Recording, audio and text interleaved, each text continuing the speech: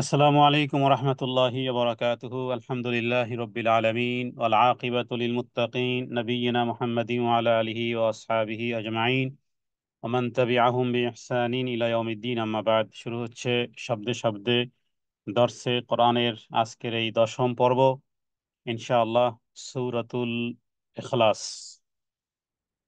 ইনশাআল্লাহ আমরা এই প্রোগ্রামটি 1 ঘন্টার মধ্যে শেষ করব এবং এর মধ্যে উক্ত সূরার তেলাওয়াত এবং তর্জমা, শব্দে শব্দের অর্থ এবং এর ফজিলত এবং হাদিসে বর্ণিত এই সূরা সম্পর্কে রাসূলুল্লাহ সাল্লাল্লাহু আলাইহি ওয়াসাল্লাম যা কিছু উল্লেখ করেছেন তার কিছু অংশ আমরা এই 1 ঘন্টার এই প্রোগ্রামে আমরা আলোচনা করার চেষ্টা করব, যাতে করে কোরআনুল কারীম বিশুদ্ধভাবে তেলাওয়াতের সাথে সাথে হাদিসে বর্ণিত উক্ত সূরার সাথে যে সমস্ত রিলেটিভ বিষয়াদি রাসূলুল্লাহ সাল্লাল্লাহু আলাইহি সাল্লাম উল্লেখ করেছেন সে বিষয়গুলো যেন জানতে পারি।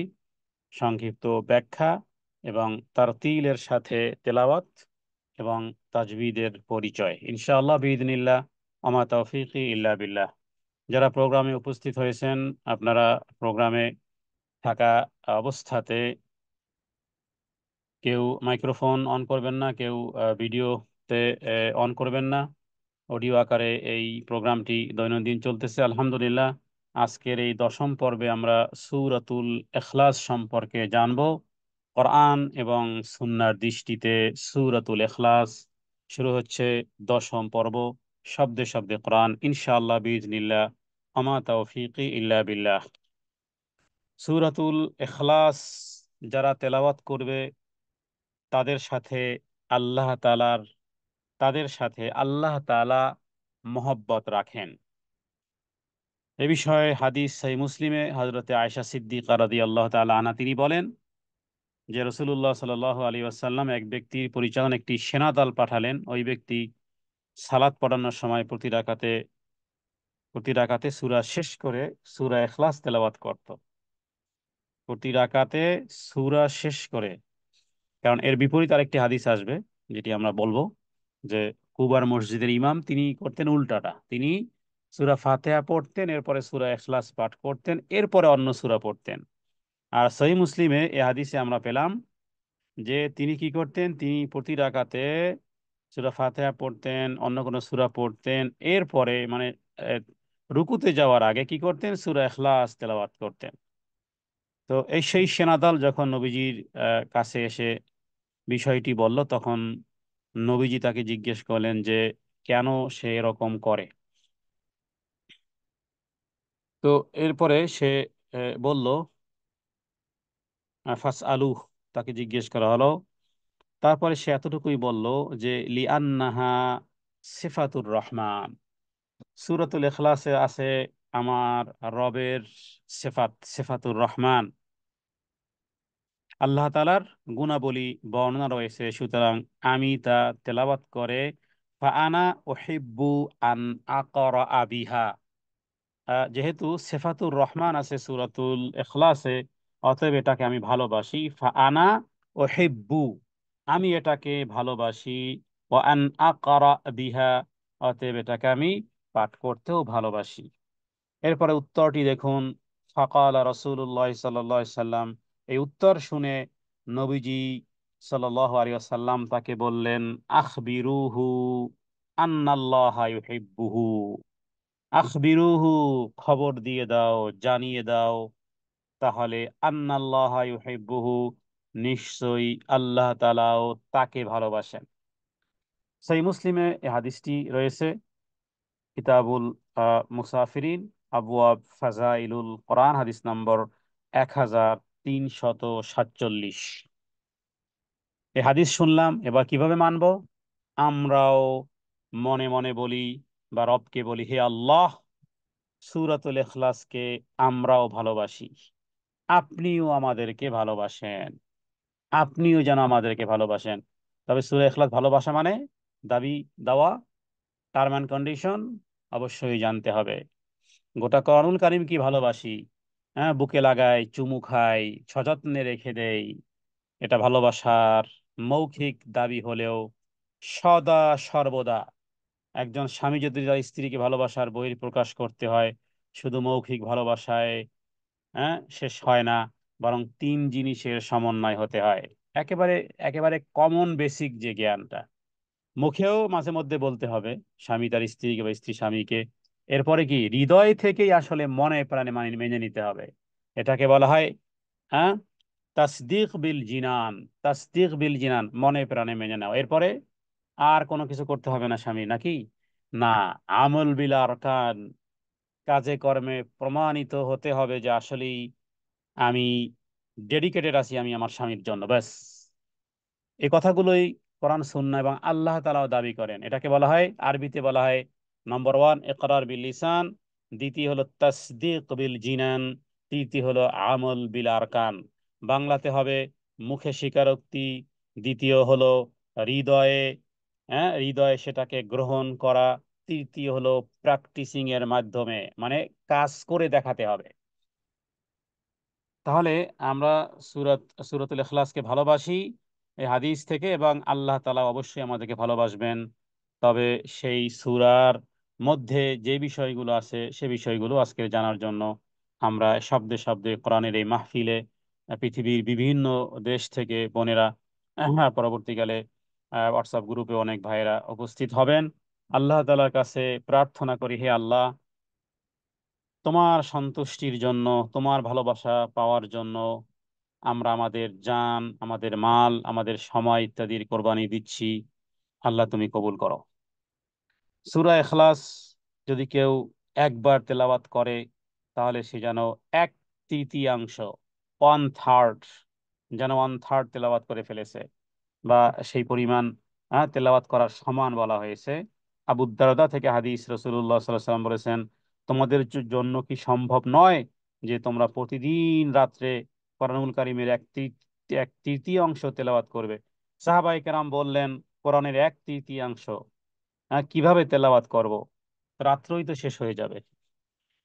এক তৃতীয়াংশ স্বাভাবিকভাবেই একজন হাফেজও যদি তেলাওয়াত করে, তো 10 পারা তেলাওয়াত করতে তাকে মোর দেন 5 আওয়ার্স তো লাগবে। তো এশার সালাত পরে যদি তার 5 আওয়ার্স যদি তেলাওয়াত হয়, তো আর কত বাকি থাকবে ফজরের? তো এরপরে সাহাবী বলেন যে কিভাবে এতটা দীর্ঘ তেলাওয়াত করব? নবীজি বললেন, ক্বাল কুল হুয়াল্লাহু আহাদ তা'দিলু সুলুসাল কোরআন। কুল হুয়াল্লাহু আহাদ, যেটা এটা হলো কোরআনের এক তৃতীয়াংশের সমান। সহিহ মুসলিমে হাদিসটি রয়েছে 1344।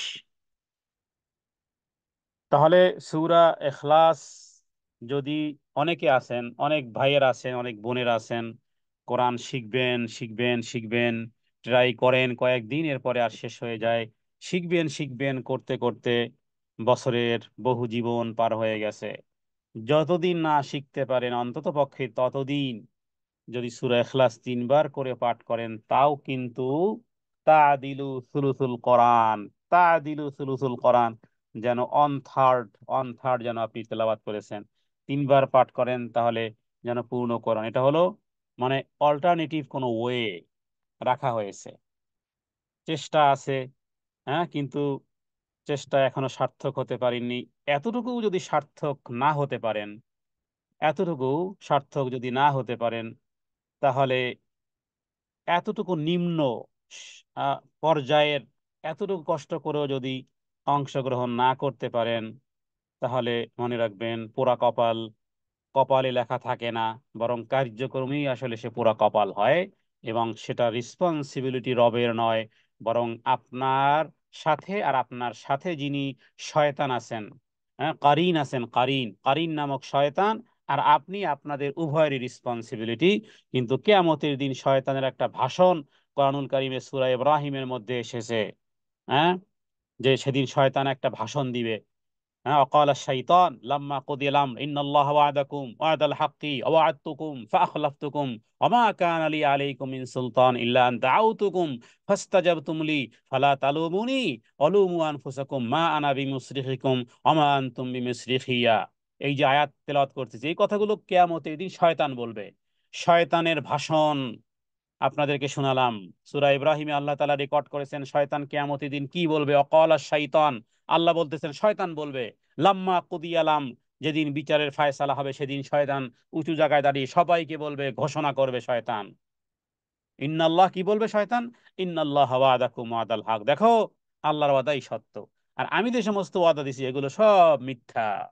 সুতরাং এক কাজ করো, ফালা তালুমুনি অলুমু আনফুসাকুম, আমাকে আর ভৎসনা করো না যে শয়তানের পাল্লায় পরে আজকের এই কাজ করেছি, না, বরং তালুমুনি, মালামত করাটা, অপমান অপদস্থ অনুশোচনা, সেগুলো নিজেকেই নিজে করো, ব্যাস। আমাকে আর অপমান অপদস্থ করো না, ফালা তালুমুনি অলুমু আনফুসাকুম মা না বিমিসরিখিকুম, আরে আমি তো তোমাদেরকে ডাইভার্ট করিনি, অমান তুম বিমিসরিখিয়া, তোমরাই তো পরিবর্তন হয়েছিলে। তো আমি সংক্ষিপ্তভাবে বললাম, কারণ ও বিষয়ে কথা বললেও অনেক লম্বা হয়ে যাবে। এই কারণে সূরা যারা কোরআন কারীম পড়তে পারেন না, সূরা ইখলাসও 3 বার পড়তে পারেননি এই নিয়তে, তাহলে মনে রাখবেন যে আপনার দায়িত্ব আপনি, আপনি হতবাগার পিছনে আপনি কারণ। হযরতে আবু হুরায়রা রাদিয়াল্লাহু তাআলা আনহু তিনি বলেন, আমি রাসূলুল্লাহ সাল্লাল্লাহু আলাইহি ওয়াসাল্লামের সাথে একদিন ছিলাম। নবীজি কানে এক ব্যক্তির আওয়াজ শুনলেন। নবীজি শুনলেন, দেখেন নাই, মানে দূরে আওয়াজ এসে, ফাসামিয়া রজুলান ইয়াকরা, কোন এক ব্যক্তি দূরে তেলাওয়াত করতেছে, কুল হুয়াল্লাহু আহাদ, এতটুকু শুনি নবীজি বললেন অজাবাত। নবীজি মুখ দিয়ে কি বললেন? অজাবাত। অজাবাত মানে, ওয়াজিব হয়ে গেছে, ওয়াজিব হয়ে গেছে। তখন আমি বললাম, আমি আবু হুরায়রা, আমি রাসূলুল্লাহ সাল্লাল্লাহু আলাইহি সাল্লামকে বললাম যে, ইয়া রাসূলুল্লাহ অমা ওয়াজাবাত, ইয়া রাসূলুল্লাহ কি অজীব হয়ে গেল, আপনি কোন বিষয়ে কথা বলতেছেন? মা ওয়াজাবাত, অমা ওয়াজাবাত, কি অজীব হয়ে গেল? নবীজি বললেন, ওই যে ব্যক্তি পড়েছে কুল হুয়াল্লাহু আহাদ, তার জন্য ওয়াজিব হয়ে গেল কি? আল জান্নাহ, তার জন্য জান্নাত ওয়াজিব হয়ে গেল। ইমাম তিরমিজি এই হাদিসটি সহিহ সনদে উল্লেখ করেছেন, আবওয়াব ফাজাইলুল কোরআন, বাব মা জাআ ফি সূরাতিল ইখলাস, হাদিস নম্বর 3220, বিশুদ্ধ হাদিস। তাহলে সূরা ইখলাস, সূরা ইখলাসের মধ্যে নিশ্চয়ই এমন কিছু বিষয় আছে, যে বিষয়গুলো যদি হৃদয়ঙ্গম করতে পারি, জীবনে ধারণ করতে পারি, বিশ্বাস রাখতে পারি, মানহাজকে যদি সূরা ইখলাসের সাথে নিয়ে আসতে পারি, তাহলে বহু কিছু আপনাকে ছেড়ে ছুড়ে আসতে হবে, বহু কিছু আবার গ্রহণ করতে হবে। তাহলে আমরা প্রথমত সূরা ইখলাসের হাদিসে বর্ণিত কিছু ফজিলত বলার পরে যখন তেলাওয়াত শুরু করব, তখন শব্দে শব্দে গিয়ে আমরা জানবো যে শব্দ কতটা ব্যাপক আকারে আপনাকে আমাকে দাবি করে, শব্দ কি দাবি করে। হ্যাঁ, একটা সন্তান যখন মাকে বলে যে মা ক্ষুধা লেগেছে, মা ক্ষুধা লেগেছে, তিনটি শব্দ, মা একটা, ক্ষুধা একটা, লেগেছে একটা, 3টি অক্ষরের একটা বাক্য হয়েছে, একটা সেন্টেন্স হয়েছে। শুনলেন, বাস আপনি ঘুমাচ্ছেন, কিন্তু দাবি ছিল কিছু। মা ক্ষুধা লেগেছে সন্তান বলেছে, এর পিছনে একটা দাবি ছিল। সে দাবিটা অনেক ব্যাপক হতে পারে, হয়তোবা খাবার রেডি আছে সেটাকে দিতে হবে, অথবা তার জন্য রান্না করতে হবে। তো দাবি, পড়লাম সূরা ইখলাস, পড়লাম সূরা ইখলাসকে ভালোবাসলাম, দাবি আছে, সে দাবিগুলো যখন জানবো প্রত্যেকটা অর্থের মধ্যে যে দাবিগুলো, আর সে লক্ষ্যে আমরা আমাদের ক্ষুদ্র জ্ঞান দিয়ে, আমরা মূর্খ, আমরা, আমাদের এলেম নেই, সমস্ত এলেম আল্লাহ তাআলার জন্য। আল্লাহ বলেছেন, আমা উতীতু মিনাল ইলমি ইল্লা কালিলা, গোটা মানবকুলকে আমি সামান্যতম জ্ঞান দিয়েছি। সে সামান্যতম জ্ঞান থেকে আমরা চেষ্টা করব কোরআনের সাথে আমাদের হৃদয়কে, আমাদের দিল ও দিমাগকে, আমাদের মানহাজকে, আমাদের আকীদা, আমাদের বিশ্বাস, আমাদের কর্মপন্থা পদ্ধতি যেন কোরআনের সাথে একাকার হয়ে যায়, ইনশাআল্লাহ। এরপর আরেকটি হাদিস থেকে আমরা জানি যে কোনো ব্যক্তি যদি 10 বার সূরা ইখলাস তেলাওয়াত করে, আল্লাহ তাআলা তার জন্য জান্নাতে একটি ঘর নির্মাণ করবেন। মুআজ বিন আনাস রাদিয়াল্লাহু তাআলা আনহু থেকে হাদিসটি আমরা মুসনাদে আহমদের মধ্যে পেয়েছি, মান ক্বারাআ কুল হুয়াল্লাহু আহাদ হাত্তা হাত্তা ইয়াখতিমাহা 10 মাররাত, যে ব্যক্তি 10 বার সূরা ইখলাস পাঠ করবে, তার জন্য বানাল্লাহু লাহু বাইতান ফিল জান্নাহ, আল্লাহ তাআলা তার জন্য জান্নাতে একটি ঘর নির্মাণ করবেন, জান্নাতে একটি ঘর নির্মাণ করবেন। এই হাদিসটি সিলসিলাতুস হাদিস সাহিহা, আলবানী, শাইখ আলবানী হাদিস বেত্তা নাসিরউদ্দিন আলবানী তার লিখিত সিলসিলা হাদিসের সহিহার দ্বিতীয় খণ্ডে হাদিস নম্বর 589, 589-এ তিনি হাদিসটি এনেছেন। তাহলে 10 বার সময় সুযোগ, 10 বার পড়তে কতক্ষণ লাগে? হ্যাঁ, লেটস গো, স্টার্ট, শুরু করেন। দেখবেন 10 বার তেলাওয়াত করতে মনে হয় 5 মিনিটও লাগবে না। তাহলে এই 5 মিনিট, এই 5 মিনিটস আপনার জন্য বানাল্লাহু লাহু বাইতান ফিল জান্নাহ, এই রেওয়ার্ড আল্লাহর পক্ষ থেকে পেতে পারেন। সূরা ইখলাস শয়তানের কুপ্রবঞ্চনা থেকে রক্ষা পাওয়ার জন্য সূরা ইখলাস কেউ যদি পাঠ করে ডান দিকে, হ্যাঁ, বাম দিকে যদি কেউ 3 বার থুথু দেয়, তাহলে শয়তানের ফেরেব থেকে কখনো যদি মনের মধ্যে এমন কোনো বিষয় আসে, তাহলে সে আমলটি করতে পারে। এই বিষয়ে আমরা হাদিস পেয়েছি আবু দাউদে। আবু সালমা বিন আব্দুর রহমান তিনি বলেছেন, আমি নবীজিকে বলতে শুনেছি, এমন একটি সময় আসবে যখন লোকেরা একে অপরকে অনেক প্রশ্ন করবে, এমনকি একজন বলে উঠবে, আচ্ছা, সৃষ্টিজীবকে তো আল্লাহ তাআলা সৃষ্টি করেছেন, তাহলে আল্লাহকে কে সৃষ্টি করেছে? নাউযুবিল্লাহ মিন যালিক। তো মানুষ এরকমের কথা বলবে, তখন তখন তুমি বলো আল্লাহ এক এবং একক, তিনি কারো মুখাপেক্ষী নন, তার কোনো সন্তান নেই, তিনি কারো সন্তান নয়, তার সমতুল্য কেউ নেই।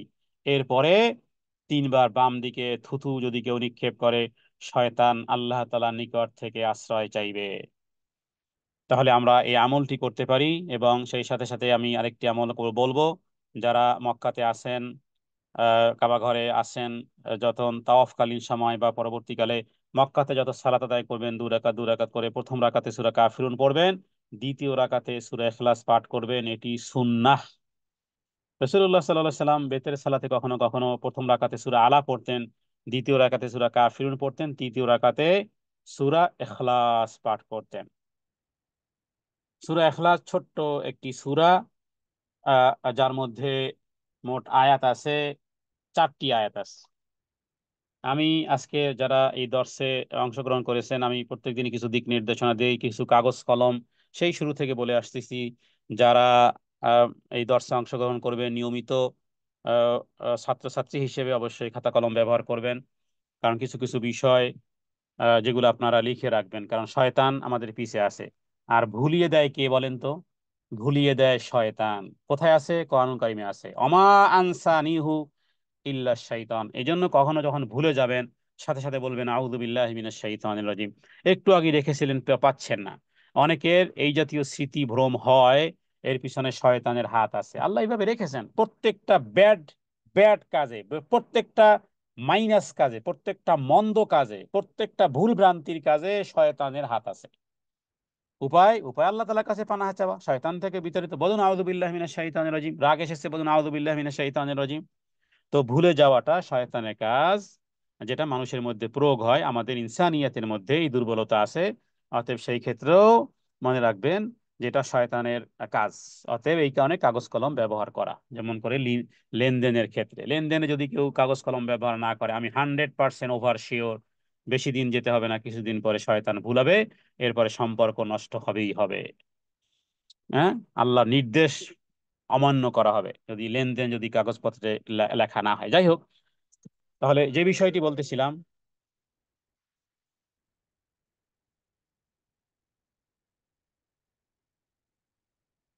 দুঃখিত, প্রোগ্রাম চলাকালীন সময় যখন কল আসে, তখন পুরো প্রোগ্রামটাই আসলে হ্যাঙ্গিং হয়ে যায়।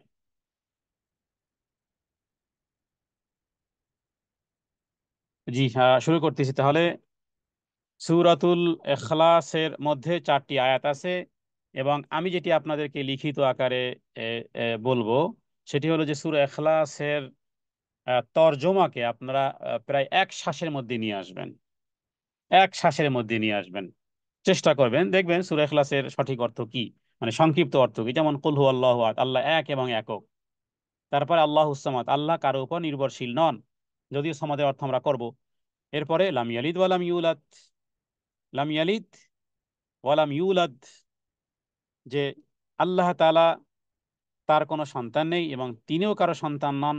এরপরে ওয়ালাম ইয়াকুল্লাহু কুফুয়ান আহাদ, তার সমতুল্য কেউ নেই। এটাকে যদি আমরা এক শ্বাসে এভাবে বলি, যে আল্লাহ তাআলা এক এবং একক, তিনি কারো উপর নির্ভরশীল নন, সবাই তার উপর নির্ভরশীল, তার কোনো সন্তান নেই, তিনিও কারো সন্তান নেন এবং তার সমতুল্য কেউ নেই। কথোপকথনে অন্ততপক্ষে সূরা ইখলাসের যেই অর্থগুলো যেন আমাদের মাইন্ডে থাকে। আল্লাহ তাআলার কাছে প্রার্থনা করি সূরা ইখলাসের ফজিলত লাভ করার জন্য। সূরা ইখলাস থেকে যে শিক্ষা, আল্লাহ তাআলা যেন আমাদেরকে সেই শিক্ষা গ্রহণ করার তৌফিক দান করেন। তাহলে শুরু করতেছি আজকের তেলাওয়াত। আউযু বিল্লাহি মিনাশ শাইতানির রাজীম। বিসমিল্লাহির রহমানির রহিম। কুল হুয়াল্লাহু আহাদ। হে নবী, আপনি বলুন, হুয়াল্লাহ। কুল মানে হে নবী আপনি বলুন, হুয়া মানে তিনি, আল্লাহ মানে আল্লাহ, আর আহাদ শব্দের অর্থ হলো একক বা অদ্বিতীয়, এক বা অদ্বিতীয়। তাহলে হে নবী আপনি বলুন, তিনি আল্লাহ, মানে হুয়া মানে তিনি, আর আল্লাহ মানে আল্লাহ, আহাদ মানে এক এবং অদ্বিতীয়। এক এবং অদ্বিতীয় একসাথে বলতে হবে, কারণ হলো যে এক যদি বলি তাহলে দুই আছে, দুইয়ের পরে তিন আছে। যেই যেই এককের কোনো দ্বিতীয় নেই, যেই এককের দ্বিতীয় নেই, এজন্য এক এবং অদ্বিতীয়। অদ্বিতীয় কথাটার দ্বারা স্পষ্ট হয় যে তিনি আল্লাহ, যিনি এক এবং অদ্বিতীয়। এখানে যদিও রাসূলুল্লাহ সাল্লাল্লাহু আলাইহি সাল্লামকে বলতে বলা হয়েছে, তাকেই প্রশ্ন করা হয়েছিল যে আপনার রবকে, তিনি কেমন, আবার তাকেই হুকুম দেওয়া হয়েছিল যে আপনি প্রশ্নের উত্তরে এভাবে করে বলুন। কিন্তু রাসূলুল্লাহ সাল্লাল্লাহু আলাইহি সাল্লাম তিনি দুনিয়া ত্যাগের পরে বা তার তিরোধানের পরে এই সম্বোধনটি প্রত্যেক মুমিনের সাথে সংশ্লিষ্ট হয়ে যায়, যে রাসূলুল্লাহ সাল্লাল্লাহু আলাইহি সাল্লামকে আল্লাহ তাআলা যেই কথা বলার হুকুম দিয়েছেন, সেই কথা আপনাকে আমাকে সবাইকেই বলতে হবে। তাহলে যদিও মুশরিকরা আল্লাহর বংশ পরিচয় জানতে চেয়েছিল, তো মুশরিকরা দুনিয়াতে থাকুক অথবা ওই মুশরিকটা না থাকুক, শয়তান কিন্তু রয়ে গেছে। অতএব কখনো যদি আল্লাহ তাআলার ব্যাপারে যদি কখনো সন্দেহের উপনীত হয়, তাহলে সে যেন সূরা ইখলাস পাঠ করে নেয়, কারণ এটা হলো তাওহীদের সূরা, এটা হলো জান্নাতে যাওয়ার সূরা। এই সূরার ভালোবাসা যদি জান্নাতে নেয়, তাহলে এই সূরার পাঠ এবং এই সূরার অর্থ, হ্যাঁ, যদি আমরা হৃদয়ঙ্গম করি যেভাবে করে রাসূলুল্লাহ সাল্লাল্লাহু আলাইহি ওয়াসাল্লাম উকবা বিন আমেরকে তিনি তিনটি সূরার কথা বলেছিলেন, তার মধ্যে সূরা নাস আছে, সূরা ফালাক আছে এবং সূরা ইখলাস আছে। নবীজি বলেছিলেন, আমি কি তোমাকে তিনটি উত্তম সূরা শিক্ষা দেব না, যার মতো তাওরাত এবং ইনজিল এবং জাব্বুর এবং কোরআনুল কারীমের মধ্যেও নেই। তারপর উকবা বিন আমের তিনি বলেন যে রাসূলুল্লাহ সাল্লাল্লাহু আলাইহি ওয়াসাল্লাম আমাকে কুল আউযু বিরাব্বিল ফালাক, কুল আউযু বিরাব্বিন নাস এবং সূরাতুল ইখলাস আমাকে শিখালেন এবং বললেন, রাত্রে তুমি যখন নিদ্রা যাবে না, যতক্ষণ না তুমি ইখলাস, ফালাক এবং নাস না পাঠ করো। উকবা রাদিয়াল্লাহু তাআলা আনহু তিনি বলেন, নবীজি যেদিন আমাকে এই কথা বলেছেন, সেদিন থেকে আর আমি কখনোই ঘুমাইনি এবং কখনোই আমি না পড়ে ঘুমাইনি এবং রাত্রে এই আমল না করে ছাড়িনি। খুব মজবুত করে ধরে রেখেছেন উকবা বিন আমের। হাদিসটি মুসনাদে আহমদের মধ্যে রয়েছে। অতএব আমরা গত পর্বে একটি আলোচনা করেছিলাম, সেটি সহিহ বুখারীতে এবং আবু দাউদ এবং তিরমিজিতে, নাসাই সহ একাধিক হাদিসে আছে। সে আমলটি আমরা এখানে বলে ফেলি। সেটি হলো হযরত আয়েশা সিদ্দিক রাদিয়াল্লাহু তাআলা আনহা থেকে যে হাদিসটি রয়েছে, যে রাসূলুল্লাহ সাল্লাল্লাহু আলাইহি ওয়াসাল্লাম যখন বিছানায় ঘুমাতে যেতেন, তখন তিনি তার দু হাতের তালু একত্রিত করতেন, হ্যাঁ, এরপরে ফু দিতেন, এরপরে পড়তেন কুল হুয়াল্লাহু আহাদ মানে সূরা ইখলাস, এরপরে পড়তেন কুল আউযু বিরাব্বিল ফালাক মানে সূরাতুল ফালাক, এরপরে পড়তেন কুল আউযু বিরাব্বিন নাস মানে সূরাতুন নাস। এই তিনটি সূরা পড়ে এরপরে দু হাতের তালু দিয়ে তার শরীরের যতটুকু সম্ভব মাসহ করতেন, তার মাথা এবং মুখ থেকে শুরু করে শরীরের সামনের অংশে, হ্যাঁ, করতেন। এভাবে নবীজি কয়বার করতেন? তিনবার।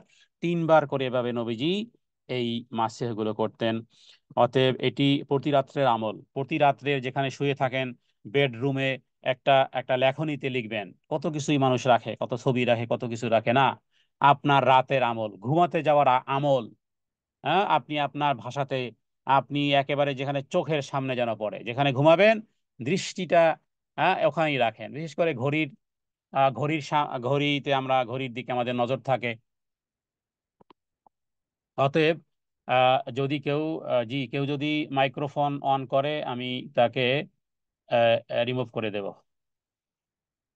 যারা মাইক্রোফোন অন করবেন আমি তাদেরকে রিমুভ করে দেব।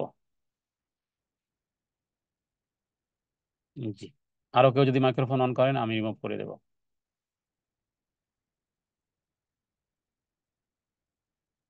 জি, দুজনকে রিমুভ করা হয়েছে।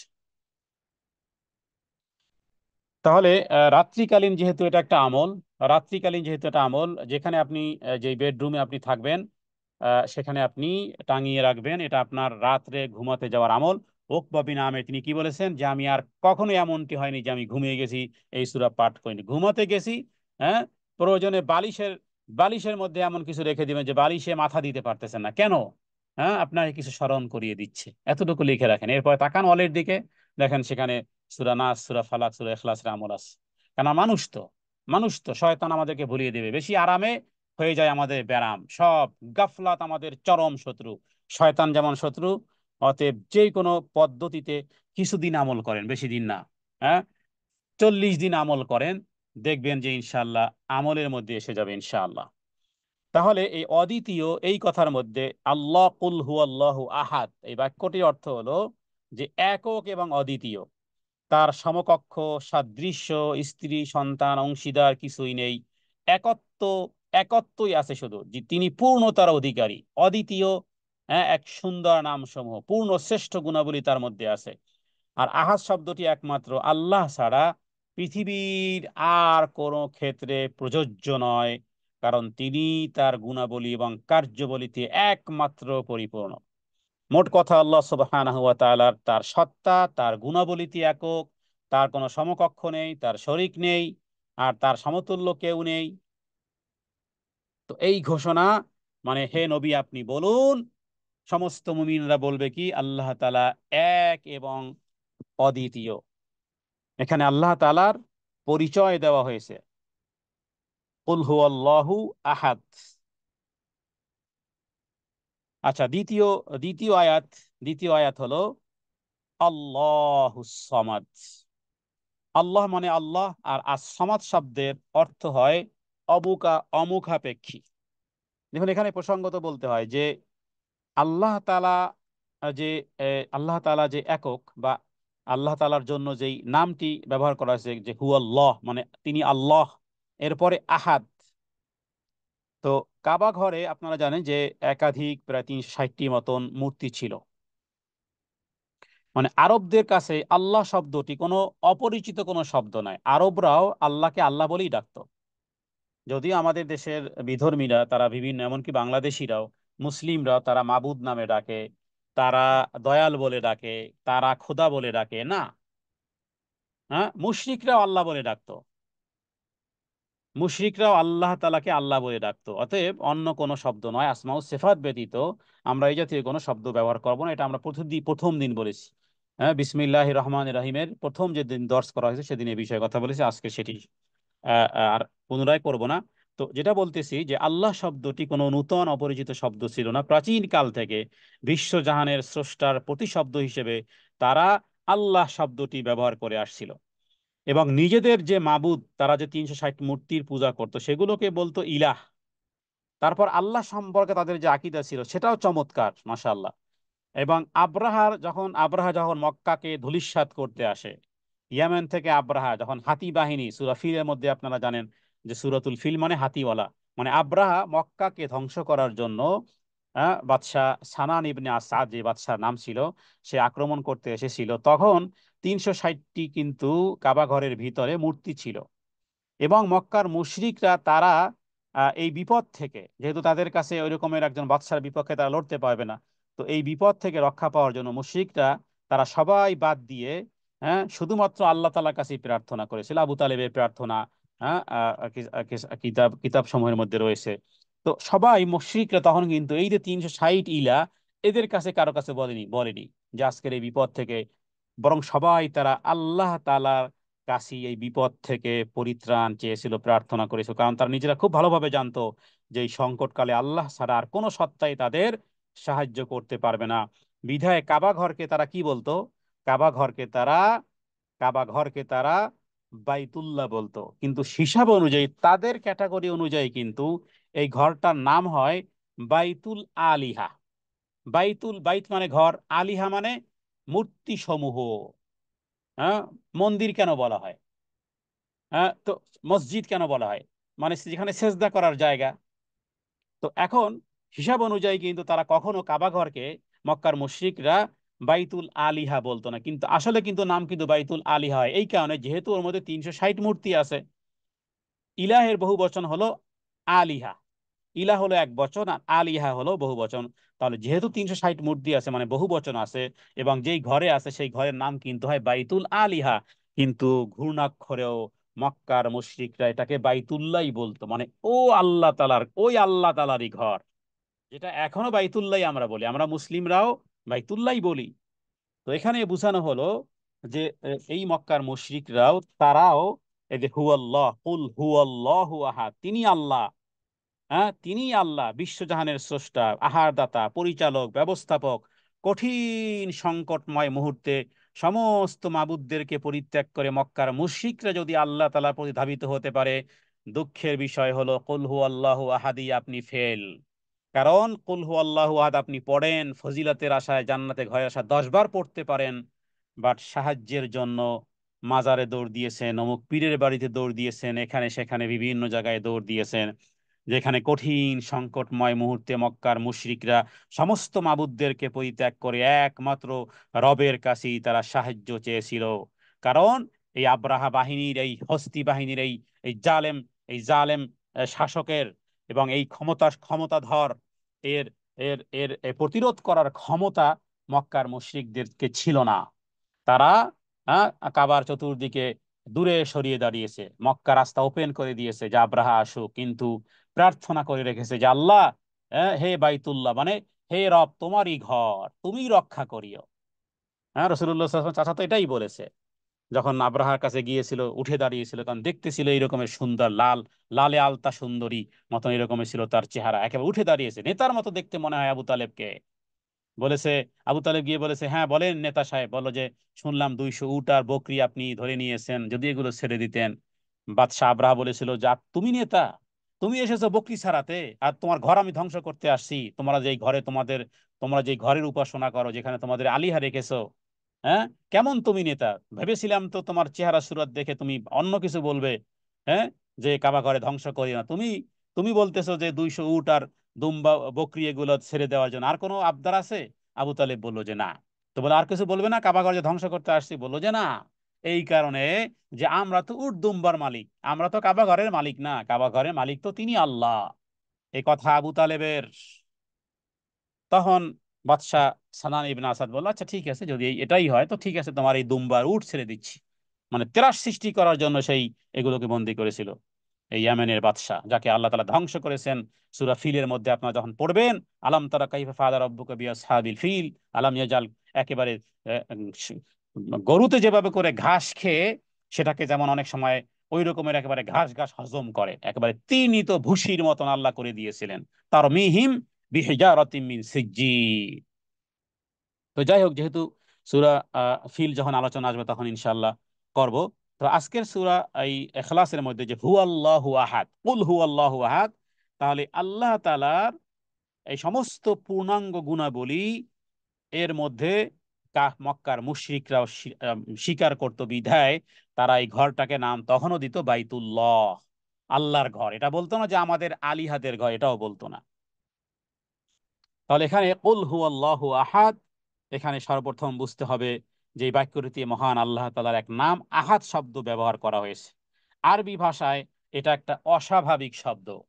কুল হু আল্লাহু আহাদ, এই আহাদ শব্দটি আরবি ভাষায় এক মিরাকেল শব্দ, এক ভিন্ন, এক অস্বাভাবিক শব্দের ব্যবহার।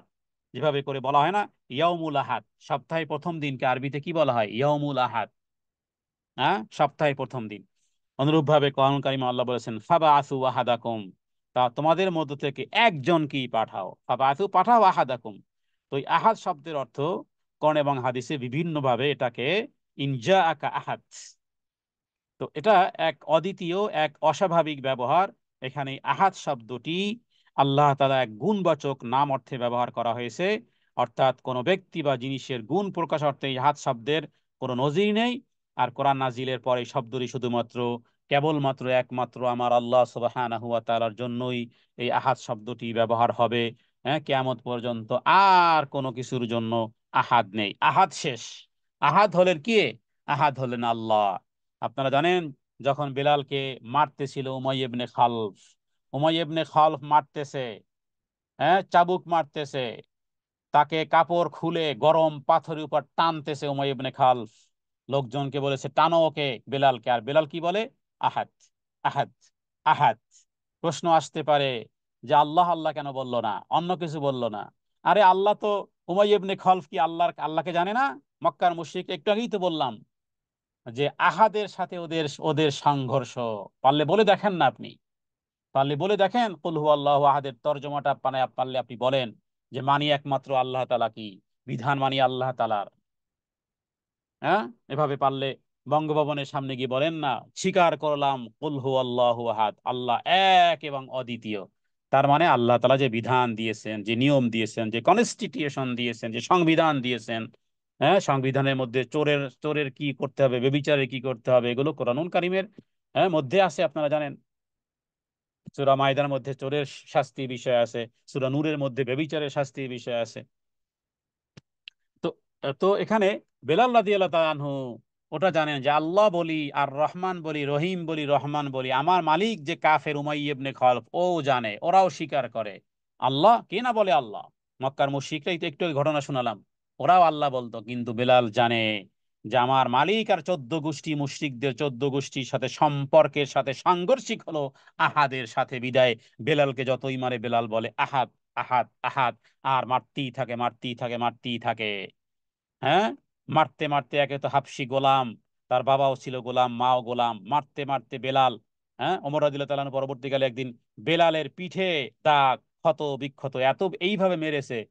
কিছু কিছু ক্ষত আছে না যেগুলো আর মিটে না, মৃত্যুর আগ মুহূর্ত পর্যন্ত আর মিটে না, সারা জীবন থেকে যায়। এরকমের বড় বড় বড় বড় গর্ত ছিল খাব্বাব রাদিয়াল্লাহু তাআলা আনহুর মধ্যে। বেলাল রাদিয়াল্লাহু, কয়েকজন সাহাবী ছিল এই রকমের, যারা এই রকমের মার আর পিট আর অপমান আর অপদস্থ, লাঞ্ছিত, আর এইভাবে করে মার পিট খেয়ে তারা ইসলামের মধ্যে ছিল। কথায় ছিল আহাদ, আহাদ, আহাদ। কারণ আহাদের সাথেই এই এই গোষ্ঠীর ছিল ভিন্নতা। আল্লাহকে তারা স্বীকার করতো। কোরআন কারিমে বহু আয়াতে আছে, প্রায় 10 থেকে 15টি আয়াত আছে, আমি সেগুলো রিপিট করব না, তাহলে আলোচনা লম্বা হয়ে যাবে। তাহলে এই ছিল আহাদের মধ্যে পার্থক্য। মক্কার মুশরিকরা, কুরাইশরা রাসূলুল্লাহ সাল্লাল্লাহু আলাইহি ওয়াসাল্লাম সম্পর্কে, তার রব সম্পর্কে যে সমস্ত প্রশ্ন করেছিল, সেগুলো সামনে রেখে বলা হয়েছে, আরে যার কথা জানতে চাও তিনি তো হুয়াল্লাহু আহাদ। কুল হুয়াল্লাহু আহাদ। দেখুন, আহাদকে আনা হয়েছে যে আল্লাহর আগে, যে তোমরা আল্লাহ পর্যন্ত তো মানো, ওকে, তা আল্লাহকে মানো, তো আল্লাহ তো তিনি যিনি আহাদ। বাস এই তো লেগে গেল। তাহলে তোমরা আল্লাহর পরিচয় জানতে চাও, আল্লাহকে তোমরাও মানো, কাবা ঘরকে তোমরাও নাম দিয়েছো বাইতুল্লাহ। মক্কার মুশরিকরা কাবা ঘরের নাম বাইতুল্লাহই রেখেছে। তার মানে কি? আল্লাহর ঘর। কিন্তু কিন্তু সংঘর্ষ কোথায়? সংঘর্ষ কোথায়? সেটি হলো আহাদ। এর মানে হচ্ছে তিনি একাই রব। তার রুবুবিয়াতে পৃথিবীর কোন মানুষের আইন আর কানুন, হ্যাঁ, ট্রাফিক রুলস বানাতে পারো, কিন্তু কোরআন সুন্নাহর সাথে সাংঘর্ষিক কোনো বিধিবিধান চলবে না। কারণ পড়েছি আমি কুল হুয়াল্লাহু আহাদ। যেহেতু মাবুদ তিনি একমাত্র, যিনি রব, যিনি আমার মালিক, যিনি আমার প্রতিপালক, তার উলুহিয়াতে, মাবুদ হওয়ার গুণাবলীর সাথে কেউ কোনো রকমের শরিক নেই। দ্বিতীয় অর্থ এটাও হয় আহাদের, যে তিনি একাই বিশ্বজাহানের স্রষ্টা, এই সৃষ্টিকর্মে কেউ তার শরিক নয়। তিনি একাই সমগ্র বিশ্ব রাজ্যের মালিক, একচ্ছত্র অধিপতি। তিনি একাই বিশ্ব ব্যবস্থার পরিচালক, ব্যবস্থাপক। তো যেই কোম্পানি মলম বানায়, সেই কোম্পানি ওই মলমটাকে কিভাবে ব্যবহার করতে হবে, ওই মলমের যেই মলমের লাগানোর যে পদ্ধতি, সেটা ওই কোম্পানি দিবে নাকি অন্য কোনো পদ্ধতি দিবে? আমি মলম বানিয়েছো তুমি, আর ওই ব্যবহার পদ্ধতি কি আমি দেবো নাকি? সেই দিবে। তো বিশ্বজাহান সৃষ্টি করেছেন পরিচালক, ব্যবস্থাপক, সমগ্র সৃষ্টি জগতের রিজিক যিনি দান করেন, সংকটকালে যিনি সাহায্য করেন, ফরিয়াদ শুনেন, সার্বভৌম ক্ষমতার অধিকারী জনগণ নয়।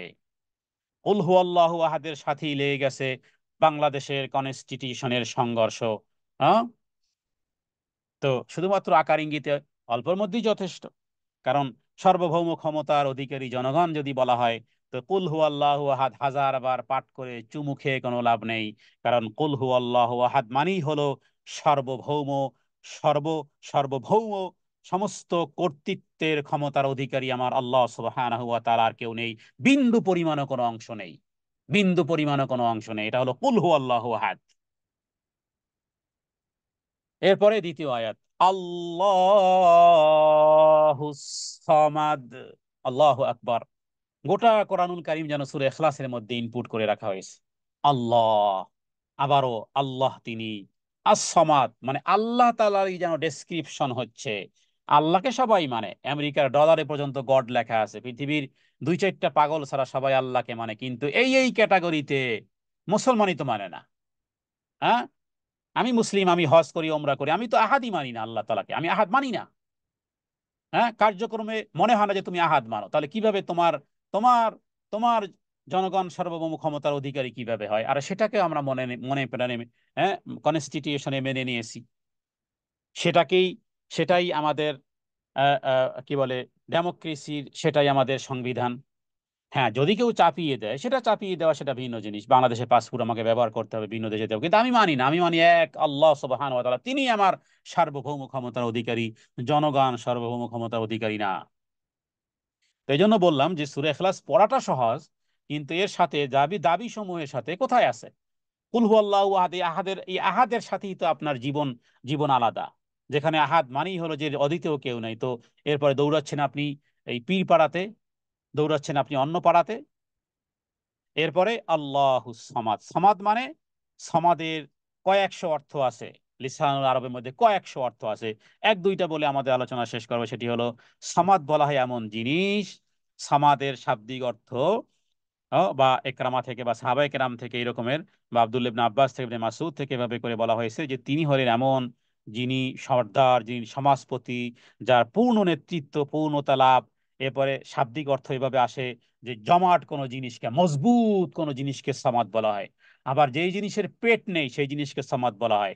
যেই লক্ষ্যের দিকে যেতে মনস্থ করা হয়, সেই কঠিন জিনিসের মধ্যে কোনো দুর্বলতা নাই, যার মধ্যে কোনো দুর্বলতা থাকে তাকে বলা হয় সামাদ। অথবা বলা হয় যেই ঘরের মধ্যে আশ্রয় গ্রহণ করতে হয়, সেটাকেও বলা হয় সামাদ জাতি, মানে বাইতুস সামাদ মানে, বাইতুস সামাদ মানে যেই ঘরে আশ্রয় গ্রহণ করতে হয়। অনুরূপভাবে কোনো উঁচু টাওয়ার, হ্যাঁ, একেবারে ধরাছোঁয়ার বাইরে, যেটাকে বলা হয় বানা সাম্মাদ, মানে উঁচু ইমারত। তার মানে সমাদ হলে এমন এক জিনিস অমুখাপেক্ষী, যদিও শাব্দিক অর্থ তাফসীরগুলোতে বা তরজমাতে লেখা আছে অমুখাপেক্ষী, এখানে অর্থ হলো যেটা আপনার আয়ত্তের বাইরে। হ্যাঁ, অথবা যেই নেতৃত্ব, যেই মর্যাদা, যেই শ্রেষ্ঠত্ব, ধৈর্য, সংযম, জ্ঞান, বুদ্ধিমত্তা, বিচক্ষণতায় যিনি প্রপারলি 100%, তো কোনো মানুষ দাবি করতে পারবে? কত বৈজ্ঞানিক, হ্যাঁ, কাজী নজরুল শেষ পর্যন্ত বিছানায় শুয়ে শেষকালে লিখতেও পারেন নাই। তো কোনো বৈজ্ঞানিক বা কোনো বিষয়, যেমন তাদের বিজ্ঞানের একটা সীমা পরিসীমা আছে, অন্ধকারে এরা কিছুই দেখে না, বৃদ্ধ বয়সে এরা তিনি নিজেরাই আলঝোল পাকিয়ে ফেলে। কিন্তু এখানে এই সমাদ মানে হলো যার অব্যয়, অক্ষয়, হ্যাঁ, যেই জিনিস একরামা থেকে ওইভাবে করে বর্ণনা করা হয়েছে, যিনি পানাহার করেন না, তিনি হতে পারেন সামাদ। তাহলে যিনি পানাহার করে না, কে পানাহার করে না? হ্যাঁ, পৃথিবীর পৃথিবীর মাখলুকের, হ্যাঁ, একটা গাছ পর্যন্ত পানি না পেলে শুকিয়ে যায়। তো সামাদের বললাম কয়েকশো অর্থ আছে, আমরা কয়েকটা জানলেই যথেষ্ট। যে এখানে আল্লাহ সামাদ বলতে অমুখাপেক্ষী আল্লাহ, আল্লাহ সামাদ, এবং যিনি নিজের সমস্ত গুণ এবং কাজে পরিপূর্ণ অধিকারী, হ্যাঁ, যার উপর কখনো বিপদ আপদ আসে না, যিনি সকল দোষ ত্রুটি থেকে মুক্ত, এবং অন্য কেউ যার গুণাবলীর ধারক হয় না, তাকে বলা হয় সমাদ, আস সমাদ। তাহলে এখানে প্রথম বাক্যে দেখুন আল্লাহ, আল্লাহু আহাদ, এরপরে আল্লাহু সমাদ, কিভাবে থরে থরে সাজানো হয়েছে। প্রথম আয়াতে যদি আহাদকে মেনে নিতে পারো, সামাদে এসে, সামাদে এসে যেটার সাথে পৃথিবীর কোনো মাখলুকের মিল নেই, পৃথিবীর সমস্ত মাখলুক, হ্যাঁ, একজন অপরজনের মুখাপেক্ষী। সবাই মুখাপেক্ষী, ধনীও মুখাপেক্ষী গরিবের। কারণ তার টয়লেট কে সাফ করবে? ধনী তো নিজে সাফ করবে না, অবশ্যই তারও সেও অন্যের মুখাপেক্ষী। অনুরূপভাবে গরিব তার কাজের জন্য মুখাপেক্ষী। এভাবে করে আল্লাহ তাআলা এই আসবাবে দুনিয়ার মধ্যে একে অপরের সাথে, হ্যাঁ, মানে মুখাপেক্ষিতার সম্পর্ক আল্লাহ তাআলা রেখেছেন। কিন্তু একমাত্র অমুখাপেক্ষী হলেন আল্লাহ সুবহানাহু ওয়া তাআলার। এটাই হলো আস-সামাদ। এটা মাবুদ হওয়ার জন্য, তিনি রব হওয়ার জন্য এটা অপরিহার্য। কারণ মানুষ যারা মুখাপেক্ষী হয় তারও ইবাদত করে, আবার তিনি ছাড়া কোনো মাবুদ নেই। মানে আস-সামাদ হওয়ার কারণে এটাও অপরিহার্য যে প্রয়োজন পূরণ করার ক্ষমতা ও সামর্থ্যই রাখে না, সে কোনো সামাদ হতে পারে না। বরং যে ব্যক্তি এগুলো করতে পারে না তিনি সামাদের ইবাদত করতে পারে। তাহলে আমরা এমন এক রবের ইবাদত করি যিনি আহাদ, যিনি যিনি সামাদ, যিনি আহাদ, যিনি সামাদ, যিনি, যার প্রতি সবাই মুখাপেক্ষী, তিনি কারো মুখাপেক্ষী নন। পৃথিবীর সমস্ত মানুষ যদি আল্লাহকে অস্বীকার করে, আল্লাহর কিছুই যায় আসে না। আল্লাহর রাজত্ব কমবেও না বাড়বেও না। পৃথিবীর সমস্ত মানুষ যদি আবু বকর সিদ্দিক রাদিয়াল্লাহু তাআলা আনহুর মতন এই রকমের দিলওয়ালা হয়ে যায়, আল্লাহর রাজত্ব কমবেও না বাড়বেও না। তিনি রব্বুল আলামিনই আছেন। পৃথিবীর সমস্ত মানুষ যদি তাকে সেজদা না করে, তবুও তিনি মাসজুদ, তবুও তিনি মাবুদ, তবুও তিনি আহাদ, তবুও তিনি সামাদ। তাহলে আল্লাহ তাআলার এই গুণবাচক নামের মধ্যে গোটা আসমা ও সিফাত এসে গেছে। আর হ্যাঁ, তাওহীদে যে তিন প্রকার, সেই তিন প্রকারের এই দুই প্রকারই এসে গেছে এই দুইয়ের মধ্যে, কুল হু আল্লাহু আহাদের মধ্যে আর এই আল্লাহুস সামাদের মধ্যে। তাহলে আস-সামাদ শব্দটি হলো অমুখাপেক্ষী। এরপর তৃতীয় আয়াত, লাম ইয়ালিদ ওয়ালাম ইউলাদ। লাম মানে না, ইয়ালিদ মানে জন্ম, অলাম এবং না, অ মানে এবং, লাম মানে না। এরপর ইউলাদ, মানে ইউলাদ মানে জন্ম দেওয়া। তাহলে লাম ইয়ালিদ ওয়ালাম ইউলাদ মানে তিনি কাউকে জন্ম দেননি, তাকেও কেউ জন্ম দেয়া হয়নি। তিনি কাউকে জন্ম দেন না, আর তাকেও কেউ জন্ম দেয়নি। হ্যাঁ, তিনি কাউকে জন্ম দেননি, কেউ তাকেও জন্ম দেয়নি। এ হলো লাম ইয়ালিদ ওয়ালাম ইউলাদ। দেখুন কোরআনুল কারিমে বহু জায়গাতে এই বিষয়গুলো স্পষ্ট করা হয়েছে যে আল্লাহ তাআলার বংশ পরিচয় জানতে চেয়েছিল, তার উত্তর আল্লাহ তাআলা দিয়েছেন। হ্যাঁ, এবং হযরত আবু হুরায়রা থেকে হাদিস রয়েছে এভাবে করে যে রাসূলুল্লাহ সাল্লাল্লাহু আলাইহি ওয়াসাল্লাম বলেছেন যে আদম সন্তান, মানে হাদিসে কুদসি, আদম সন্তান আমার উপর মিথ্যা আরোপ করে, এটা তার জন্য উচিত নয়, এবং আমাকে গালিও দেয়, এটাও তার জন্য উচিত নয়। কে বলতেছেন? আল্লাহ তাআলা হাদিসে কুদসির মধ্যে। এরপরে আদম সন্তান আমার উপর মিথ্যা আরোপ করে, সে, হ্যাঁ, সে বলে সে বলে আমাকে যেভাবে প্রথমবার সৃষ্টি করেছেন সেভাবে তিনি কখনো আমাকে পুনরায় সৃষ্টি করতে পারবেন না। অথচ দ্বিতীয় সৃষ্টি প্রথম সৃষ্টির চেয়ে কোনোই কঠিন নয়। আর আদম সন্তান আমাকে গালি দেয়, এর অর্থ হলো যে তারা আল্লাহ সন্তান গ্রহণ করেছেন, বিশেষ করে খ্রিস্টানেরা। তারা এবং খ্রিস্টানেরা ঈসা আলাইহিস সালামকে আল্লাহর ছেলে বলে। অনুরূপভাবে ইহুদিরা অনুরূপভাবে ইহুদিরা তারা ওজার আলাইহিস সালামকে আল্লাহর ছেলে বলে। তাহলে ইহুদিরা এবং খ্রিস্টানেরা, ইহুদি এবং নাসারারা, তারা আল্লাহ তাআলার সাথে এইভাবে শিরিক করেছে, যেটা সূরা ইখলাসের বিপরীত। এই যে লাম ইয়ালিদ ওয়া লাম ইউলাদ, যে আল্লাহ তাআলা, হ্যাঁ, তিনি সন্তান গ্রহণ করেছেন, অথচ আল্লাহ তাআলা বলেছেন লাম ইয়ালিদ ওয়া লাম ইউলাদ। লাম ইয়ালিদ ওয়া লাম ইউলাদ, তিনি কোনো জনক নন, জাতক নন। আমার আল্লাহ, তিনি কোনো জনক নন এবং জাতক নন, তার থেকে কিছু উদ্বুদ্ধ নয়, হ্যাঁ, উদ্ভূত নয়, এবং তিনিও কিছু থেকে উদ্ভূত হননি। এই জন্য খোদা কথাটা বলা যায় না। কেন? খোদা মানে খোদ আজা, তার মানে এর আগে ছিলেন না, এখন এসেছেন। হ্যাঁ, এই জন্য খোদা শব্দ বলার মধ্যে, কিন্তু তাহলে এই আল্লাহুস সামাদ, কুল হু আল্লাহ, সূরা ইখলাসের সাথে কি বিপরীত হয়ে যায়? কারণ আমরা বলি কথায় কথায় খোদা কথাটা বলি, মানে খোদ আজা, তার মানে তিনি এসেছেন, নিজে নিজে যিনি এসেছেন, তার মানে তাহলে আগে, আগে এবং পরে। অথচ হুয়াল আউয়াল ওয়াল আখির ওয়াল যাহির ওয়াল বাতিন ওয়া বিকুল্লি শাইইন আলিম, তিনি এক এবং অদ্বিতীয়, তার পূর্বে কেউ নেই। নবীজি হাদিসের মধ্যে, দোয়ার মধ্যে বলছেন, হে আল্লাহ, আপনিই পূর্বে, এর আগে কেউ নেই, আপনি, আপনি শেষ, এরপরে আর কেউ নেই। ওয়াল আউয়াল ওয়াল আখির, আপনি শুরু এবং আপনি শেষ। তার আগে কি, তার আগে কি, তার আগে কি? মুরগির আগে ডিম, না ডিমের আগে মুরগি? এ সমস্ত ভ্রান্তি। বলবেন আউযু বিল্লাহি মিনাশ শাইতানির রাজিম, এভাবে করে আরবিতে না পারে বলবেন আমি স্বীকার করি আল্লাহ তাআলা এক এবং একক, তিনি বেনিয়াস, তুলনাবিহীন, মুখাপেক্ষীবিহীন, তিনি কাউকে জন্ম দেননি, কারো থেকে জন্মগ্রহণ করেননি, আসমান এবং জমিনে তার সমকক্ষ কেউ নেই। একটু আগে বলেছি না যে সূরা ইখলাসকে একেবারে ঠুটস্থ রাখবেন, ঠোঁটের আগায় অর্থটা রাখবেন, থেমে থেমে পড়ার কোনোই নেই, এমনি তো পড়বেনই, কুল হুয়াল্লাহু আহাদ আল্লাহুস সামাদ লাম ইয়ালিদ ওয়া লাম ইউলাদ ওয়া লাম ইয়াকুল লাহু কুফুয়ান আহাদ। এখানেও একসাথে কোরআনুল কারীমের সূরা ইখলাস পাঠ করা শেষ, অর্থের মধ্যে এইভাবে টু ফাস্ট, কারণ আপনার ঠোঁটের মধ্যে আছে প্রত্যেকটা আয়াত। তিনি আল্লাহ এক এক, তিনি আল্লাহ এক এবং একক, তার কারো উপর নির্ভরশীল না, তিনি কোনো সন্তান গ্রহণ করেন না আসমান জমিনে, তার সমকক্ষ কেউ নেই। এই সামান্য কথাটাকে যেন একেবারে ঠোঁটে ঠোঁটে রাখায় রাখতে পারি, ঠুটস্থ রাখতে পারি, শুধু মুখস্থ নয়। তাহলে লাম ইয়ালিদ ওয়ালাম ইউলাদ। অথচ দেখুন, প্রসঙ্গত বলতেই হয় যে লাম ইয়ালিদ ওয়ালাম ইউলাদ আমরা স্বীকার করি, কিন্তু যখন যখন মেরি ক্রিসমাস আসবে, যখন নিউ ইয়ার আসবে, হ্যাঁ, যেটাকে হ্যাপি নিউ ইয়ার বলবেন, সেখানে যদি আপনার কোনো ধরনের অংশগ্রহণ হয়, ক্যামেরায় যদি জানা যায় যে আপনি সেই সেল সেল গ্রহণ করেছেন, সেই সেল, হ্যাঁ, মার্কেটে 90% সেল দিয়েছে ক্রিসমাস উপলক্ষ করে, নিউ ইয়ার উপলক্ষ করে, কারণ এটা ঈসা আলাইহিস সালামের জন্মদিন পালন করতেছে, তার মানেই হলো যে আপনি স্বীকার করেন না, তার মানেই হলো মেরি ক্রিসমাস বলা মানেই হলো, হ্যাঁ, ডাক্তার জাকির নায়েক এই বিষয়ে দেখবেন বলেছে যে মেরি ক্রিসমাস বলা মানেই হলো যে যিশু, যিশু ঈসা আল্লাহর ছেলে। নিউ ইয়ার মানি পালন করার মানেই হলো যে তার জন্মদিন পালন করা, তার মানেই হলো যে ঈসা আল্লাহর ছেলে। এটা যেন অলিখিত, অমৌখিক ভাবে যেন এক ধরনের এই পার্টির সাথে, ওই শোডাউনের সাথে, ওই ক্যামেরা বন্দির সাথে যেন আপনিও ভেসে চলেছেন, ভেসে চলেছেন। বেশি তুফান হলে দেখছেন না, গরু ছাগল মানুষ একেবারে সব তুফানে ভাসিয়ে নিয়ে যায়, ঘর বাড়ি পর্যন্ত গাড়ি শুদ্ধ ভাসতে থাকে, যেন সেই প্লান, সেই প্লাবনে, সেই টর্নেডো, সেই ঘূর্ণিঝড়ে আপনিও ভাসতেছেন। অন্ততপক্ষে ওই দিনগুলোতে মনটা যেন আপনার খারাপ থাকে, ওই জন্য দেখে বলে, আপা ব্যাপার কি, আপনার মনটা খারাপ কেন? তখন যেন ইব্রাহিম আলাইহিস সালাম বলতে বলতে পারি, ইন্নী মারিদ, হ্যাঁ, তারা পূজা পার্বণ করবে, আমি মানসিকভাবে অসুস্থ হয়ে আছি। কিন্তু আমরাও সকাল থেকে লাইন দেই, আমি জেনেছি ইউরোপের অনেক অনেক মার্কেটে 90%, যেখানে সকাল 10টায় মার্কেট খুলবে, রাত 3টা বাজে থেকে কিউ, 3টা থেকে লাইন কিউ, কারণ 90% ডিসকাউন্ট আজকে পাওয়া যাবে।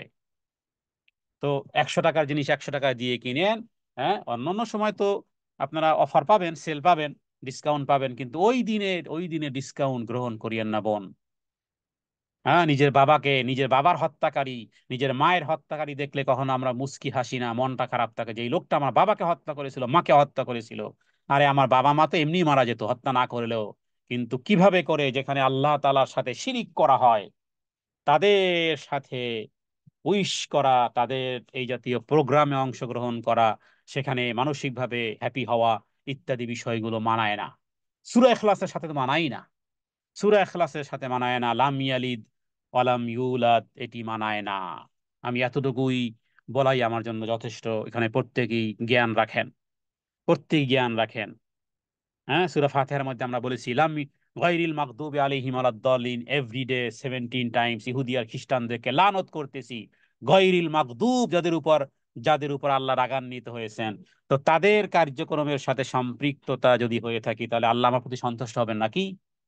সূরা ফাতিহায় তো আপনি ধরা খাবেন, সূরা ইখলাসেও ধরা খাবেন, কারণ লাম ইয়ালিদ ওয়া লাম ইউলাদের, হ্যাঁ, গোটা পৃথিবীতে ওই সময়কালীন চলছে তো চলছে, মুসলিমরাও বেশি বেশি অগ্রসর। ইহুদি খ্রিস্টানদের, বৌদ্ধদের, হিন্দুদের আমি তো দেখি মুসলিমরা সবার আগে। হ্যাঁ, যদি ন্যাশনালিটি ইন্টারভিউ নেওয়া হয়, দেখা যাবে ওদের প্রোগ্রামগুলোতে বেশিরভাগ মুসলিমদের আনাগোনা বেশি, জমকালো অনুষ্ঠানে, ক্যামেরায় যদি বলা হয় যে সাকসেস হয়েছে আমাদের প্রোগ্রাম কারণ টুইটুম্বুর মানুষ, তো সেখানে 90% মুসলিম। এবার কি হবে? এবার সূরা ইখলাসের কি হবে? সূরা ফাতিহার কি হবে? গায়রিল মাগদুবি আলাইহিম ওয়ালাদ-দাল্লিন সকাল বিকাল বলি, আর আমার প্যান্ট ছিঁড়া, হ্যাঁ, নারীর প্যান্ট ছিঁড়া, পুরুষের প্যান্ট ছিঁড়া, কারণ ইহুদিরা শুরু করেছে এখন প্যান্ট ছিঁড়া পড়া। পুরুষের এখন ইহুদিদের স্টাইল হলো যে প্যান্ট, জিন্সের প্যান্ট ছিঁড়া থাকতে হবে, এবার সেই স্টাইল মুসলমানদের ঘরে ঘরে। মার্কেটে মার্কেটে ঈদের ঈদের এই ঈদে কতজন জানি এই সিরা প্যান্ট কেনার জন্য মা বাবার কাছে আবদার ধরে রেখেছে যে এবার ঈদের সিরা প্যান্ট কিনবো, কারণ ইহুদি, ইহুদি খ্রিস্টানেরা ওরা দেখিয়েছে, স্টাইল দেখিয়েছে, সেই স্টাইলে চুল কাটা হবে। হ্যাঁ, ঈদের আগে আমার ছেলেদের চুল কাটা হবে ইহুদি স্টাইলে, ওই হিন্দুদের স্টাইলে চুল কাটা হবে। হাদিস থেকে জেনে নেন না যে রাসূলুল্লাহ সাল্লাল্লাহু আলাইহি ওয়াসাল্লাম কিভাবে চুল কাটতেন, সেটা আপনাদের কাছেই উত্তর আমি দিলাম না, আপনাদের কাছেই কোশ্চেন রেখে অন্য আলোচনাতে গেলাম যে রাসূলুল্লাহ সাল্লাল্লাহু আলাইহি ওয়াসাল্লাম তো চুল কেটেছেন নাকি, সেগুলো কি এইভাবেই ছিল নাকি সেটার ভিন্ন ছিল, কারণ তিনি একটা জীবন বিধান নিয়ে এসেছেন। তো এই হলো লাম ইয়ালিদ ওয়া লাম ইউলাদ। এটাই 1 ঘন্টার আলোচনাতে শুধুমাত্র আকার ইঙ্গিত দিয়ে কোনো মতে দায় সারার মতন বলা, বাকিটা আপনাদেরকে বুঝতে হবে। কারণ কোরআনুল কারিমে আল্লাহ তাআলা অত্যন্ত এই লাম ইয়ালিদ ওয়া লাম ইউলাদের বিষয় আল্লাহ তাআলা কোরআনুল কারিমে বহু জায়গাতে এমন এমন কিছু কথা বলেছেন যেগুলো খুবই ভয়াবহ, যে আসমান জমিন এগুলো ভেঙ্গে মাথায় পড়ার মতন, হ্যাঁ মাথায় পড়ার মতন, যারা আল্লাহ তাআলার সাথে এই জাতীয় শিরক করে। এবং শিরক যদি কেউ করে তাহলে মনে রাখবেন তার জীবনের সমস্ত আমলগুলো বরবাদ করে দিবে। আল্লাহ তাআলা কোরআন কারীমের মধ্যে বলেছেন কিভাবে এরা বলে, হ্যাঁ ওয়াকালু ইত্তাখাযার রহমান ওয়ালাদা, সুবহানা বাল ইবাদুম মুকরামুন, তারা বলে দয়াময় আল্লাহ কাউকে পুত্র বানিয়েছেন, আরে তিনি তো পাক ও পবিত্র।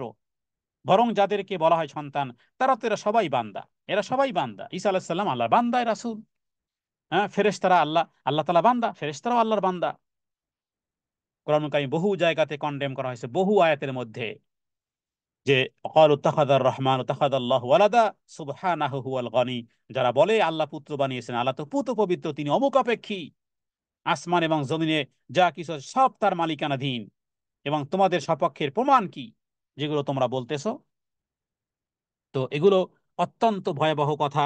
এবং আল্লাহ তাআলা কোরআন কারীমে অন্যত্র বলেছেন ফাকুলিল হামদুলিল্লাহিল্লাযী লাম ইয়াত্তাখিয ওয়ালাদান ওয়া লাম ইয়াকুল লাহু শারীকুন ফিল মুলক ওয়া লাম ইয়াকুল লাহু ওয়ালিয়্যুম মিন, হে নবী আপনি বলে দেন সমস্ত প্রশংসা আল্লাহ তাআলা, যিনি কাউকে পুত্র বানাননি এবং না তার বাদশাহীতে না কোনো কিছুতে শরীক আছে, হ্যাঁ বরং সবাই তার বান্দা। অতএব এই বিষয়গুলো মুখে স্বীকার করলেও ওই জাতীয় বিষয়ের সাথে যারা সম্পৃক্ত এদের কোনো কিছুতে আমরা কখনোই রাজি খুশি হব না। তাহলে ঈমান আমল সব চলে যাবে। সূরা ইখলাস যতই পাঠ করেন না কেন, শিরকের শিরক শিরক করি, সূরা ইখলাসও পাঠ করি, মাজার মসজিদে নামাজ আদায় করি, মাজার গিয়ে সেজদা করি, আবার সূরা ফাতিহার পরে সূরা ইখলাসটাও সালাতের মধ্যে আদায় করি। এই রকমের বিষয় আল্লাহ তাআলা দাবি করেন না বিদায় শব্দে শব্দে জানতে হবে যে আসলে দাবিগুলো কি। এবং আমি আমার মন গড়া কোনো কথা এখানে বলিনি। আমি তাফসিরে মারিফুল কোরআন, তাফসিরে ইবনে কাসির, তাফসিরে ফাথুল বায়ান, তারপর আরো একাধিক তাফসিরের নির্যাস করে একেবারে সামান্যতম অল্প করে আমি বলার চেষ্টা করেছি। এরপরে সর্বশেষ আয়াত, ওয়ালাম ইয়াকুল্লাহু কুফুয়ান আহাদ। ওয়ালাম মানে নেই, ইয়াকুন মানে হয়, লাহু মানে তার, কুফুয়ান মানে সমতুল্য। হ্যাঁ বাংলাতে আমরা বলি কুফু, কুফু মানে কি? কুফু মানে সমতুল্য, সামঞ্জস্য।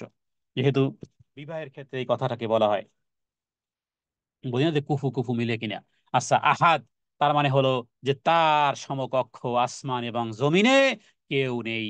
ওয়ালাম ইয়াকুল্লাহু কেউ নেই, কুফুয়ান সমতুল্য বা সমান সমান, আহাদ কেহই, কেহই, কেহ এর মধ্যে গোটা পৃথিবী সব কিছু শামিল, কেউ তার সমকক্ষ সমতুল্য কেহই নেই। এখানে কুফু মানে হলো সাদৃশ্য বা সমান বা সমমর্যাদা সম্পন্ন, সমতুল্য। তাহলে বিশ্বজাহানে আল্লাহর সমকক্ষ, তার মর্যাদা সম্পন্ন, অথবা কিংবা নিজের গুণাবলী কর্মক্ষমতার ব্যাপারে তার সমান পর্যায়ে উন্নীত হতে পারে পৃথিবীতে এমন কেউ ছিল না, কোনোদিন থাকবেও না, কোনোদিন হতেও পারে না। না আকার আকৃতিতে, না তার সামঞ্জস্য। এক হাদিসের মধ্যে বুরায়দা থেকে হাদিস একটি বলা হয়েছে যে রাসূলুল্লাহ সাল্লাল্লাহু আলাইহি সাল্লাম মসজিদে প্রবেশ করে দেখলেন এক ব্যক্তি সালাত আদায় করতেছে আর বলতেছে আল্লাহুম্মা ইন্নী আসআলুকা বিআন্নী আশহাদু আন্নাকা আনতাল্লাহ লা ইলাহা ইল্লা আনতা আল্লাহাদ আস-সামাদ লাম ইয়ালিদ ওয়া লাম ইউলাদ ওয়া লাম ইয়াকুল লাহু কুফুয়ান আহাদ। এটা নবীজি শুনে, ওই যে লাম ইয়ালিদ সূরা ইখলাসের মধ্যে যে অংশগুলো আমরা এখন পড়লাম, তো এখানে এইগুলো এসে গেছে, নবীজি শুনে বললেন মুহাম্মদ যার হাতে আমার প্রাণ। এটাকে এটাকে আপনার ইসমে আজমও বলা হয়। আবু দাউদ এবং তিরমিজি ইবনে মাজাহ সমস্ত আমাদের মধ্যে হাদিসটি এসেছে। তো এখানে বিশেষত্ব হলো যেখানে বলা হয়েছে আল্লাহ হাদুস সামাদ লাম আল্লাযী লাম ইয়ালিদ ওয়া লাম ইউলাদ। নবীজি বললেন যার হাতে আমার প্রাণ তার শপথ করে বলতেছি, যেই লোকটি আল্লাহ তাআলাকে এমন মহান নামে ডাকবে, যার উসিলায় চাইবে, হ্যাঁ তিনি সেটা প্রদান করবেন। আর এই দোয়া পাঠ করে দোয়া করলেও সেই দোয়াও তিনি কবুল করবেন। এটাকে ইসমে আজম বলা হয়। আল্লাহুম্মা ইন্নী আসআলুকা বিআন্নী আশহাদু বিআন্নী আশহাদু আনতা আনতাল্লাহ, বা এটাকে ভিন্ন ভিন্ন শব্দ আছে, যে বিআন্নী আশহাদু আল্লা ইলাহা ইল্লা আনতা আল আহাদুস সামাদ আল্লাযী লাম ইয়ালিদ ওয়া লাম ইউলাদ ওয়া লাম ইয়াকুল লাহু কুফুয়ান আহাদ। তো এই দোয়া পড়া মানে কি বুঝা মনে প্রাণে, এরপরে যদি কোনো ব্যক্তি আল্লাহ তাআলার কাছে চায় তাহলে আল্লাহ তাআলা ফেরত দিবেন না, নবীজি কসম করেছেন। তো কসম নবীজি ঠিকই থাকবে, নবীজিকে আল্লাহ সত্যবাদী বানিয়ে ছাড়বেন। কিন্তু এই দোয়া পরে যদি দোয়া কবুল না হয়, তার মানে হলো যে এই কিছু দাবি আছে, কিছু ফল্ট আছে, মেবি মেবি সাম ফল্ট। হ্যাঁ, that's why we are not success. কোথাও না কোথাও ফল্ট আছে। ইলেকট্রনিক জিনিসে কোথাও ফল্ট থাকলে দেখেন না যে ব্যাপার কি হচ্ছে না কেন, ডাউনলোড হচ্ছে না কেন, নেটওয়ার্ক দুর্বল এই কারণে ডাউনলোড হচ্ছে না। ডাউনলোড সবই ঠিকই আছে, সব সিস্টেম ঠিক আছে, নেটওয়ার্ক উইকনেস যার কারণে হচ্ছে না, তার মানে ইউ হ্যাভ সাম ফল্ট। তাহলে সূরা ফাতিহার যে দাবি, সেই দাবি দিল ও দেমাগে, মন মগজে ইন্টার করাতে পারিনি। পরিষ্কার পরিশোধন করতে হবে, নূতন করে ঈমান আনতে হবে সূরা ইখলাসের প্রতি, যে দাবি সমূহ জানতে হবে। তাহলে এরপরে রাসূলুল্লাহ সাল্লাল্লাহু আলাইহি ওয়াসাল্লাম বললেন যে এটা চাইলে, তো এই ক্ষেত্রে মনে রাখবেন যে আমরা এর মধ্যে আহাদ শব্দটি পেয়েছি আর সামাদ শব্দটি পেয়েছি, এগুলো আপনার আমার ধারণায় বা কল্পনায় কুঠারাঘাত করা হয়েছে, কুঠারাঘাত। আল্লাহ তাআলার সামঞ্জস্য, যে কুফুয়ান আহাদ মানে কি, হ্যাঁ, যেমন আমরা আমরা আল্লাহ তাআলার জন্য কোনো আকৃতিকে নির্দিষ্ট করতে পারবো না। এক্ষেত্রে অনেক ইমানের দাবি আছে। ইমানের দাবি এরকমের যে আল্লাহ তাআলা কোরআন কারিমে বিভিন্ন অঙ্গ প্রত্যঙ্গের কথা বলেছেন, ওর উপর ইমান আনতে হবে, কিন্তু কেমন সেটা জানা নাই। এবং যতটুকু অঙ্গ প্রত্যঙ্গের কথা আল্লাহ তাআলা কোরআন কারিমের মধ্যে বলেছেন, এর বাইরে অন্য কোনো প্রশ্ন যদি আপনি করেন, তাহলে সেই সেই প্রশ্ন হলো বেদা। যেমন আল্লাহ তাআলা চেহারার কথা বলেছেন, কথার কথা, তো বাকি চেহারা থাকলে কান থাকে, নাক থাকে, আমাদের চেহারার মধ্যে কান আছে, নাক আছে।